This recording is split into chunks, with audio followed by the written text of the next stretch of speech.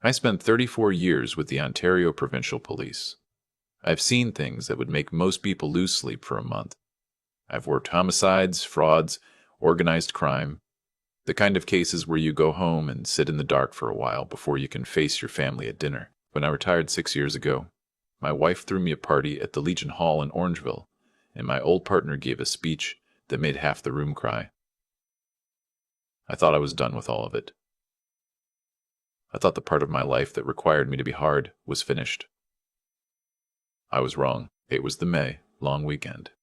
Victoria Day. My daughter had driven up from Mississauga with her husband. I'll call him my son-in-law because that's all he deserves. And we were having the kind of weekend that looks perfect from the outside. Ribs on the barbecue, my wife's potato salad, the neighbor's kids running through the sprinkler next door. My granddaughter, she'd just turned 4, was asleep upstairs. My son-in-law was on his 3rd beer before noon, which I noticed but didn't say anything about. You learn, as a father, when to push and when to let things be. I thought I was being patient. What I was actually being was blind. The argument started in the kitchen. I heard it from the back deck, my daughter's voice, then his, then hers again, sharper. I put down my tongs and went inside. She was standing by the sink. He was a foot away from her, his face close to hers, speaking in that low, controlled way that's actually more frightening than shouting. I've interviewed enough men like him to know what that tone means. It means he's done it before, and he knows exactly how to stay on the right side of a line he's already crossed 100 times. I said his name. He turned around. And then he did something I still can't fully account for. Something that even now, when I think about it, makes my hands go still. He grabbed my daughter by the shoulder and shoved her into the counter. Not a push, a shove. Hard enough that she hit the edge of the granite and grabbed it to catch herself, and the sound she made, that sharp, involuntary gasp. I will carry that sound for the rest of my life. He looked at me after he did it. Not scared, annoyed. Like I was some inconvenience. Stay out of family business, he said. I've been in rooms with dangerous men. I've been in situations where the wrong move ends badly. I know what it costs to stay calm when every part of you wants to do the opposite. I looked at my daughter. She had her hand pressed to her side where she'd hit the counter. She was looking at the floor.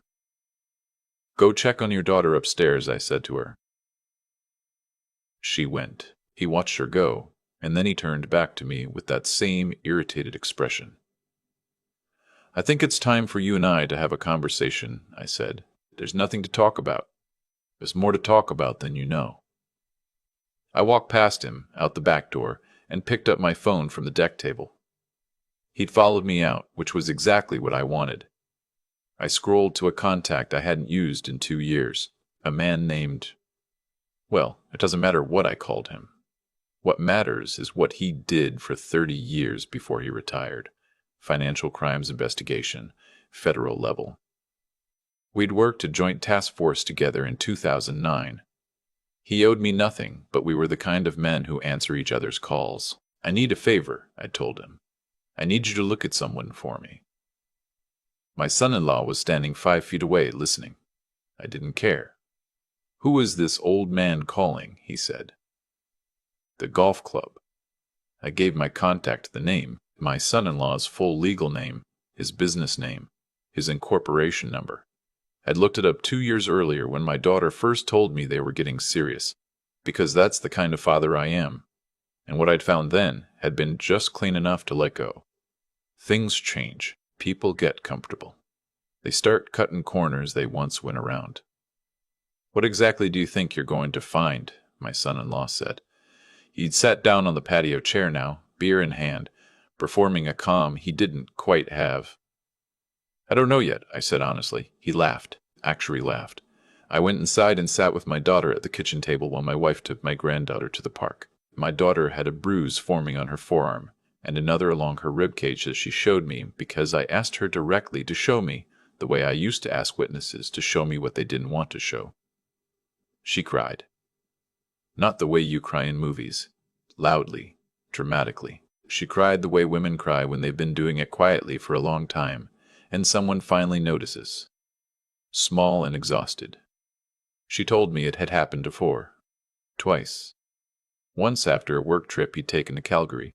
Once in February during an argument about money. Both times he'd apologized. Both times she'd believed him, or wanted to. She hadn't told me because she knew what I'd do. She was right about that. I need you to stay here tonight, I said. He'll be upset. Let him be upset. She stayed. He left around 4 in the afternoon, tires on the gravel, not saying goodbye to anyone. My wife came back with my granddaughter and made dinner, and we didn't talk about any of it in front of the child. We ate. We gave the little one a bath. We read her a story, and after she was asleep, my wife sat across from me at the kitchen table and held my hand and said, "What are you going to do?" "What I know how to do," I said. My contact called me back the next morning at 8:15. I was on the deck with coffee, watching the neighbor's dog investigate a chipmunk hole. He talked for 11 minutes. I didn't take notes because I didn't need to. 34 years of taking mental notes in real time means you don't forget things people tell you over the phone. Here is what he'd found in that first pass. My son-in-law ran a renovation contracting business out of a numbered company registered in Ontario. He had 12 employees on paper, fewer in practice. In the past 4 years, he received over $2 million in government-subsidized home retrofit contracts, the kind that come through provincial energy efficiency programs, where homeowners get rebates for upgrading insulation, windows, HVAC systems. The work is supposed to be inspected. The inspections are supposed to be independent. In several cases, the inspections had been signed off by an inspector who shared an address with one of my son-in-law's shell companies. In several other cases, the work invoiced had not matched the work completed. Homeowners had paid for triple pane windows and received double pane, paid for spray foam insulation and received bats, paid for high-efficiency heat pumps, and received units that were 2 efficiency ratings below what was listed on the rebate claims. Fraud, not small fraud, not corner-cutting, systemic, organized, deliberate fraud against homeowners and against a provincial rebate program funded by taxpayers. My contact gave me 3 names, former clients of my son-in-law's who had filed informal complaints through the provincial licensing body for contractors, complaints that had gone nowhere because no one had connected them to each other. I thanked him. He said, "Be careful." I told him I was always careful. I called the first name that afternoon, an elderly woman in Barrie. Her voice was cautious when I introduced myself, but when I explained who I was and what I was doing, she became something else entirely. Relieved, I think, is the word. She'd paid for a full attic insulation job and a heat pump installation. The heat pump had failed the first winter. The attic, when she'd had someone else look at it, was barely touched. She'd been trying for 14 months to get someone to listen to her. I asked if she'd be willing to speak with someone officially. She said she'd been waiting for someone to ask her that. The second name was a retired teacher in Guelph. Same pattern, different details. In his case, windows. He'd paid for a full window replacement on a Century home and ended up with units that weren't rated for the climate zone. He'd hired a building inspector after the fact, paid for the report himself, and had it sitting in a drawer because no one had followed up on his complaint. He had documentation, invoices, emails, the inspection report, photographs. When I told him I thought there were other victims, he said, "Of course there are. Men like that don't do it once." The third name didn't answer. I left a message. That evening I drove to the Ontario Provincial Police Detachment in Orangeville. I still know people there. You don't spend 3 decades in a detachment and walk away a stranger. I sat with a detective I'd mentored 15 years ago. He's a staff sergeant now, which still surprises me sometimes. And I laid out what I had. I was careful. I didn't editorialize.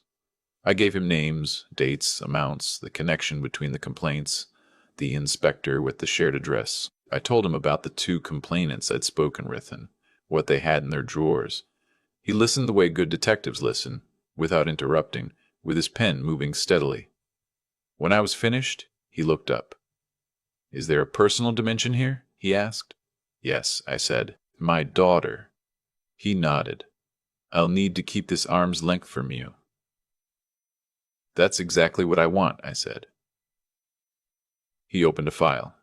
My son-in-law called my daughter 4 times that week. She didn't answer the first 3. The 4th time she answered.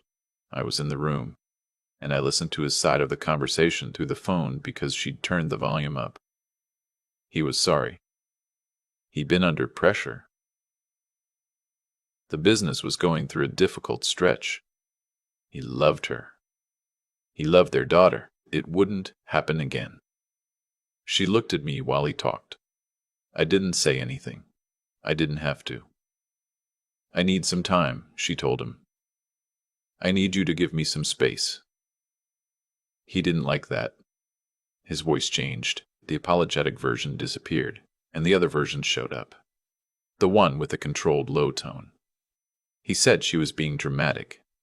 He said she was letting her father manipulate her. He said some things about me that I won't repeat here, though none of them surprised me. She ended the call. He's not going to change, she said. No, I said. He's not. What happened next happened faster than I expected, which told me the staff sergeant had taken what I'd given him seriously. 11 days after my conversation at the detachment, my son-in-law's number company was served with a demand for financial records by the Provincial Ministry of Labour and Consumer Protection. 3 days after that, the Canada Revenue Agency opened its own inquiry. I found out about both through channels I'd rather not specify, which is to say, through the ordinary human network of people who've worked the same system for 30 years and tend to tell each other things over coffee. The third homeowner I hadn't been able to reach called me back during this period. A woman in Cambridge, 60s, recently widowed. Her late husband had signed the contract for a basement waterproofing and insulation job. The job had been done partially and billed in full. She'd assumed she was the only one. When I told her there were others, she went very quiet. I've been feeling like a fool, she said, for signing things without understanding them, for trusting someone who came recommended. You're not a fool, I said. You're a witness. She became, as it turned out, the most significant witness. Her documentation was meticulous. She'd kept every email, every text message, every invoice, every receipt. Her late husband had been an accountant, and she'd absorbed his habits. When investigators eventually spoke with her, she handed them a folder that one of them later described, through the same informal channels, as a complete picture. The story moved the way these things move when they finally start moving. Suddenly, and from several directions at once, the shared address inspector had his license suspended pending investigation.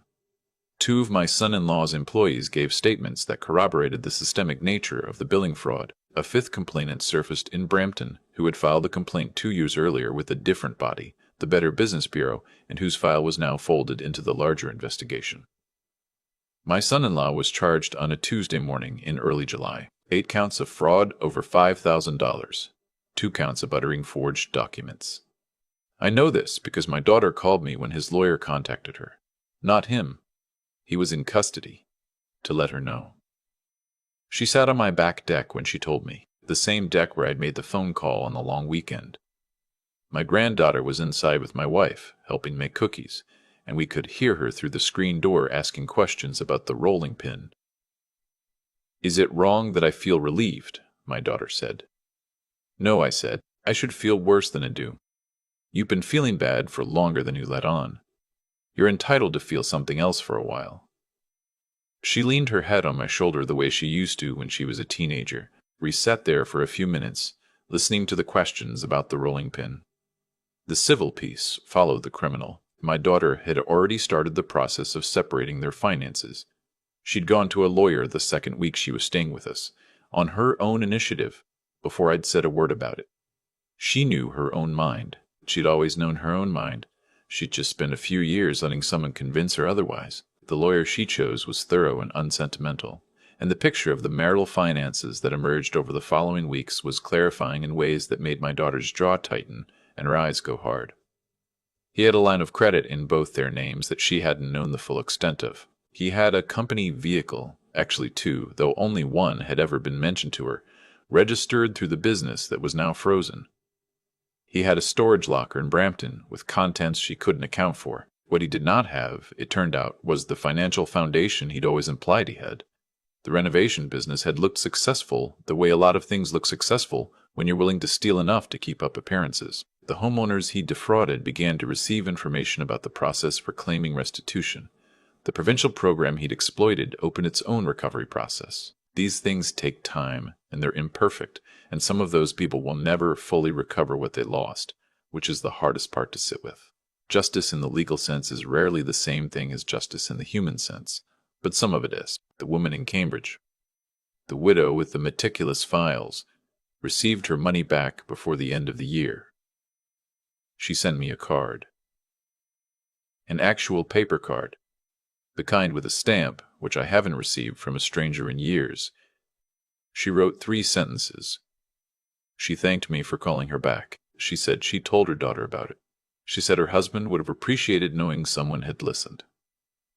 I put that card on the shelf above my desk, next to my retirement pin and a photograph of the detachment from 1997. My daughter is living in Orangeville now. She found a house 10 minutes from ours, a small, semi-detached on a quiet street, and she's made it hers in the methodical, particular way she does everything. My granddaughter started junior kindergarten in September. She carries a backpack that's almost the same size she is and has opinions about which color of rain boots is appropriate for which kind of weather. My daughter doesn't talk about her ex-husband often. When she does, it's in the practical terms of someone managing a legal process, custody arrangements, disclosure requirements, hearing dates. She's not bitter in the way I might have expected. She's something more useful than bitter. She's awake in a way she wasn't before. She told me once, a few months after everything started, that the thing she was most ashamed of was not the marriage itself, but the fact that she'd started to mistake his version of events for her own memory, that she'd begun to doubt what she'd experienced, because he'd been so consistent in telling her she was wrong about it. I told her that was the most common thing there was, that it wasn't weakness, that the same thing happened to intelligent, capable adults more often than anyone wanted to admit, and that the measure of a person wasn't whether it happened to them, but what they did when they finally saw clearly. She said, "You should have been a therapist." I said, "I have enough problems." She laughed. She laughs more easily now than she did a year ago. I noticed that the way you notice the weather changing, not all at once, but in accumulation, until one day you realize it's been light until 9 o'clock for a week, and you stopped dreading the mornings. My wife and I take my granddaughter every Saturday morning so my daughter can have time to herself. We go to the farmer's market in town when it's running, or to the conservation area when it's not. My granddaughter has developed a serious interest in turtles and an equally serious distrust of geese, both of which I find entirely reasonable. I am 63 years old. I spent 34 years trying to hold the line between people who would take what wasn't theirs and people who couldn't protect themselves from that. I thought I was done with it. I'm glad I was wrong. The thing about working that job for as long as I did is that people always ask if you got cynical, if you stopped believing people were basically decent. I tell them no, which surprises them. But the truth is that what I learned over those years wasn't cynicism. It was precision. I learned to see clearly, which is not the same thing as seeing darkly. Clear sight means you see the bad when it's there and you don't flinch from it. But it also means you see clearly when someone hands you a card in the mail with 3 sentences written in small, careful handwriting, or when your granddaughter reaches up and takes your hand on the way back to the car because she spotted a goose ahead and she's not taking chances. You see it all, and you keep going. That's the job. Even after the job is done, people ask me sometimes whether I think what happened was fair, whether the outcome matched the damage. I usually take a moment before I answer that, because fairness is a complicated word when you've spent your career watching the gap between what people deserve and what they actually get. Here's what I know. My son-in-law made choices over a long period of time. Not one bad decision in a moment of weakness. Choices, repeated, deliberate, made with the full knowledge that other people would pay the cost. He chose to shove my daughter in her own family's kitchen. He chose to build a business on invoices that lied. He chose to take money from a widow in Cambridge who had done nothing except trust someone who came recommended. Each of those choices left a mark on someone, and each of those choices also left a mark on him, whether he understood that at the time or not. That's not philosophy. That's just how systems work, human or otherwise. Actions generate consequences. The only variable is the timeline. What I keep coming back to, and I've thought about this more than I expected to, is the question of what made the difference. Why did it stop when it stopped, instead of going on for another 2 years or 5? The answer is uncomfortable because it has nothing to do with systems or institutions. The provincial licensing body had 3 complaints in its files. The Better Business Bureau had 1 more. None of that moved until a person connected the dots and made a phone call on a Sunday afternoon. The widow in Cambridge had her documentation in a drawer for over a year. It sat there until someone asked to see it. That's the thing about integrity. Not the word, which gets used until it means nothing. The actual practice of it. Integrity is what you do when there's no immediate reward for doing it. When it would be easier to sit back down and pick up your tongs and let it go. My daughter asked me not to escalate. She was scared of what it would cost her. I understood that. I also understood that the cost of not acting was something she'd already been paying for 2 years without anyone helping her carry it. Resilience is quieter than people expect. My daughter didn't arrive at my house already recovered. She arrived exhausted, confused about her own memory, doubting things she'd seen with her own eyes. Watching her find her footing again over the following months, choosing a lawyer, choosing a house, choosing a street she wanted her daughter to grow up on. That wasn't dramatic. It was slow, and it was hard, and some mornings it was just making breakfast and getting through to noon. That's what resilience actually looks like, not a moment. The accumulation of small decisions to keep going, and the intelligence part, and I mean this in the broadest sense, the capacity to see clearly. That's what I kept coming back to as a parent. Not my intelligence, hers. The moment she looked at me across the kitchen table and said, out loud, that she'd started to mistake his version of events for her own memory. That was the hardest and the most honest thing I watched her do. Recognizing that takes more courage than people give it credit for. It's easier to stay confused. Clarity has a cost. She paid it. My granddaughter starts asking questions about everything now, the way 4-year-olds do. Why is the sky that color? Why do geese hiss? Why does Grandpa have so many keys on his keychain when he doesn't go to work anymore? I tell her the truth as simply as I can. That's all I know how to do. The sky is that color because of how light works. Keys hiss because they're protecting something. And Grandpa keeps the keys because some doors are worth remembering you. Once had reason to open,